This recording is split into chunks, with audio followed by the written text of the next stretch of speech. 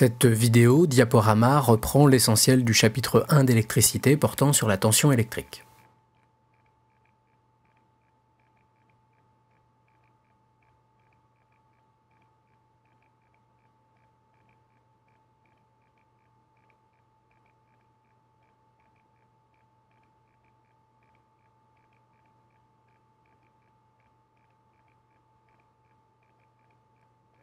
Cette image rappelle l'essentiel à retenir, à relever sur un multimètre que l'on veut utiliser comme voltmètre, à savoir la borne V et la borne COM, ainsi que la zone dans laquelle placer le curseur pour mesurer une tension continue.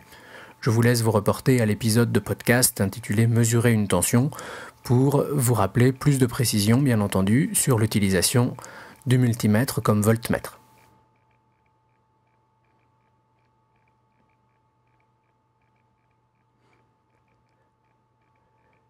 C'est ce montage que vous avez réalisé en TP dans lequel vous avez fait plusieurs séries de mesures de tension entre les bornes des différents dipôles en circuit ouvert et en circuit fermé.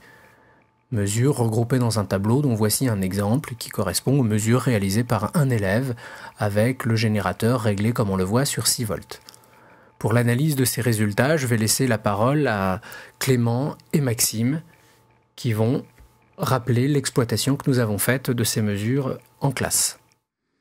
Dans un circuit en boucle simple, avec 2 lampes et un interrupteur, on constate que, comme l'indique ce tableau, il y a la tension entre les bornes d'un générateur est toujours la même en circuit ouvert et fermé.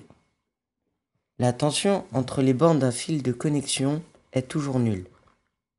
Dans un circuit ouvert, la tension entre les bornes des 2 lampes est toujours nulle, mais pas dans un circuit fermé. En circuit fermé, un interrupteur joue le rôle de fil de connexion. Il n'y a donc aucune tension comme entre les bornes d'un fil de connexion.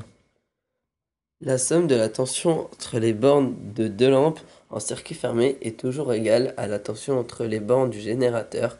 C'est ce qu'on appelle la loi de la tension.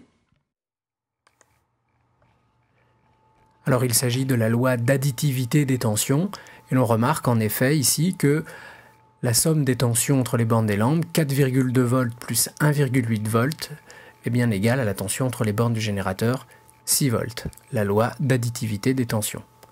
On peut ajouter également que la tension entre les bornes de l'interrupteur ouvert est égale à la tension entre les bornes du générateur.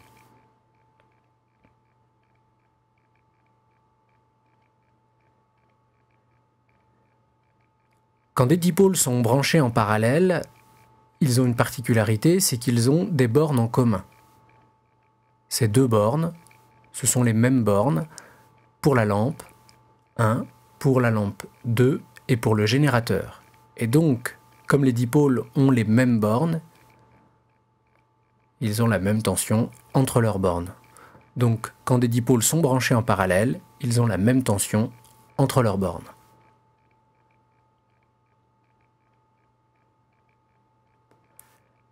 La tension nominale d'un dipôle récepteur est facile à connaître puisqu'elle est écrite sur le dipôle récepteur. Prenons l'exemple d'une lampe. On peut lire ici que la tension nominale de cette lampe vaut 6 volts.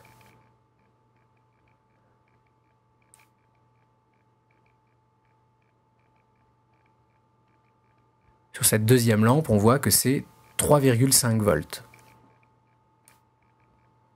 Qu'est-ce que la tension nominale d'un dipôle récepteur ? Je vous laisse lire la définition.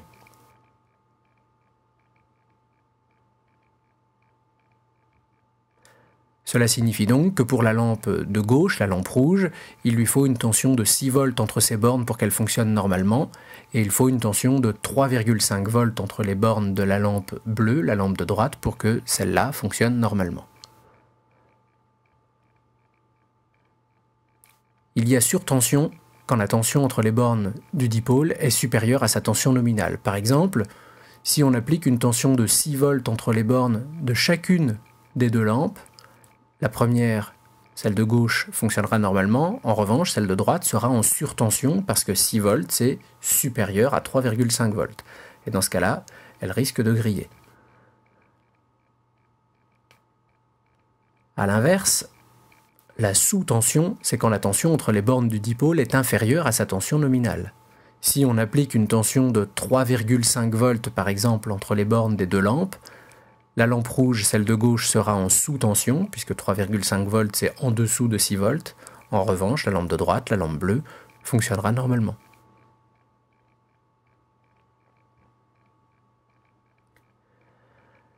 Pour l'utilisation d'un certain nombre d'appareils fonctionnant à pile, on est amené à associer des piles en série.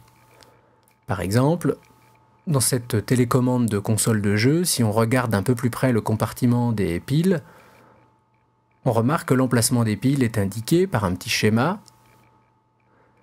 Et donc la pile du haut doit être branchée avec la borne plus à droite. Ce qui donne donc ceci comme symbole normalisé. La pile du bas doit, elle, avoir sa borne moins à droite. Donc le symbole normalisé comme ceci. Les bornes des piles sont reliées à cette barre métallique qui est à droite, et si vous remarquez, la barre métallique est en fait d'un seul tenant, un seul morceau de métal, ce qui veut dire que les piles sont en fait branchées comme ceci. Elles sont associées en série avec la borne plus de la première reliée à la borne moins de l'autre. C'est ce qu'on appelle une association ou un branchement de piles en concordance.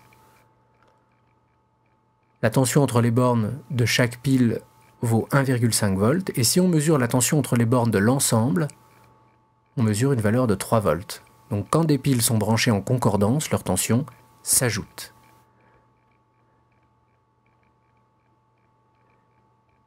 Si on inverse le branchement d'une des deux piles, elles sont à ce moment-là branchées en opposition, c'est-à-dire qu'elles ont deux bornes de même signe reliées entre elles. Dans ce cas-là, des mesures nous montrent que leur tension se soustrait.